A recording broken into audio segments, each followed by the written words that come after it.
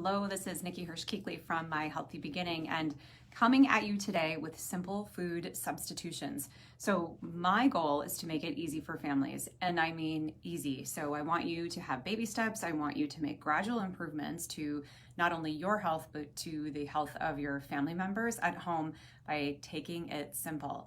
So let's just start talking about breakfast, because first meal of the day for most people, particularly if you've got littles, what are some simple food substitutions that you can apply right now? These could be debated, oh, these aren't healthy options, or they shouldn't be eating this or that. But what I want you to hear in it is that you start here and you make this little change and you make this little change and you make this little change. And over time, you'll get to where you need to be. Making that vast switch from one spectrum to the next can be too much for lots of families. So I want you to just take it slow and steady. So if you're that family who, maybe is serving Captain Crunch to the kids for breakfast, and you're kind of at odds for like, I don't know, why isn't that a great option? Because TV says it's a great option and we need to give our kids, fortified cereal for breakfast. You could make a little change, a little jump to say something like Gorilla Munch. It's a non-GMO cereal. It is corn-based. Kids still love it. It is still sweet. From there, you could make a change to something called Love Grown.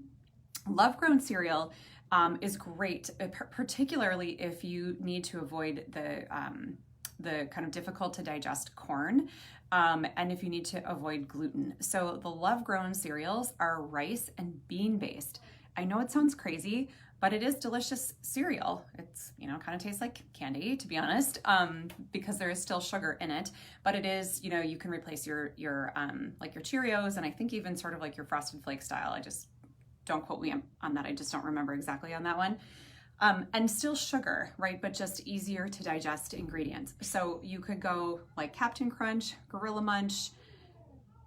That rhymed. That was not my intention.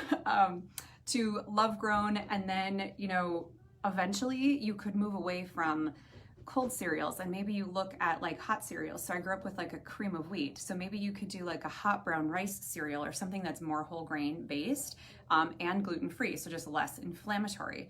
From there you could move to like a millet custard. You can make a millet custard with some, like peaches or pears or apples and egg, and that's really delicious. And sweeten that with a little maple syrup or honey, raw honey, and some, Kerrygold butter, delicious. And if you're dairy free, then you could do more like your almond milk. Go almond cow.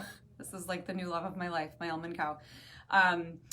Because dairy free options are really easy to do around breakfast as well. So eventually it would be great to get you from Captain Crunch all the way over here to like your typical kind of egg and sausage breakfast, or an egg in a link, or egg with some sweet potato. And maybe you're just thinking that sounds crazy. I don't have the time and energy to do that.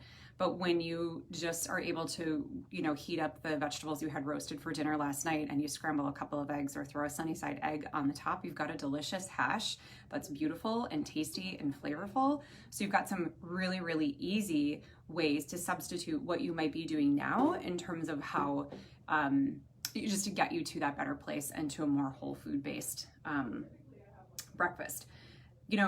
Also that's just protein packed and like full of the good fats, right? So the other thing that you might want to think about if we're talking about breakfast food is granola. That's a sugar trap as well, high in grains, high in sugar. It's delicious and it's fun, and if you have those the brands that you can kind of pick up actually a bite, that's awesome, because it feels like finger food. But it can break your budget as well, particularly if you're buying like the gluten-free or grain-free granolas. So on our blog, we have super easy, super budget-friendly, certified gluten-free, oat-based homemade granola recipes. And then to just make a granola grain-free, you're just taking out the oats, and instead you're just using more nuts and more seeds, and it's delicious. So you might end up with a little more muesli style based granola if you do that, but it depends on your sweeteners. If you're using some dates, if you pulverize nuts and seeds in dates, if you're adding a little maple syrup, then actually the result of that is you can get these little nuggets, like little granola nuggets. So that, again, finger food, super tasty. Pouring yourself a bowl of granola either with, you know, a raw or organic whole milk.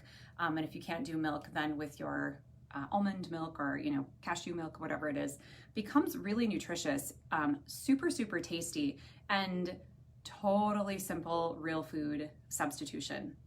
So I think that, you know, the one other option that I would maybe touch on is like, if you're still drinking things like Ensure or Carnation instant breakfast, one simple food substitution for that would be like a protein shake. Now that can kind of lead you down a rabbit hole, because you could be like at Target or GNC going, oh my gosh, A, they're expensive, B, there are a ton of ingredients in these, and C, you know, which one is actually the most beneficial for my health.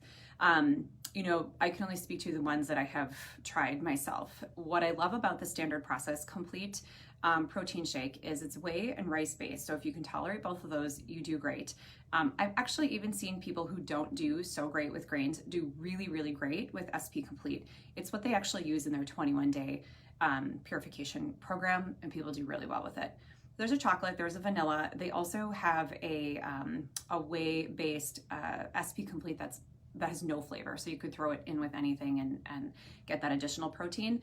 Also safe to use with littles. So we needed something to just like break the baby off of mama a little bit. So once my kids were like 10 months old, we would start to use maybe like a 4-ounce bottle of SP Complete. And it was just a really great way to give me a break, not have to use formula. And we would only do that one time a day. And so it just was a nice whole food, you know, multivitamin way of getting them their nutrition. And that you just mix with water. You know, now it's really fun. Again, you know, toot my horn for Almond Cow. It's delicious if you mix that shake with almond milk or a coconut milk.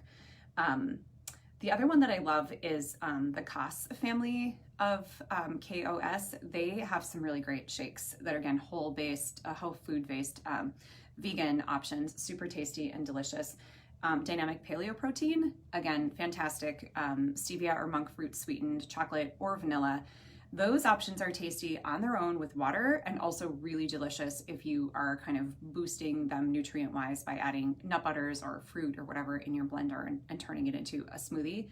But the idea is people want something quick, they want something on the go, they want to, you know, eat in the car. Now, a lot of people are not commuting over breakfast like they were in the past, but your little commute from your kitchen to your desk for your remote work, all it takes is a little shake of that blender bottle, and you sit down at your desk, open your computer, and as you're perusing your calendar or email for the day, you can toss back that shake or, you know, sip on it over the course of the first hour of your day. So those are some really easy breakfast-based simple food substitutions.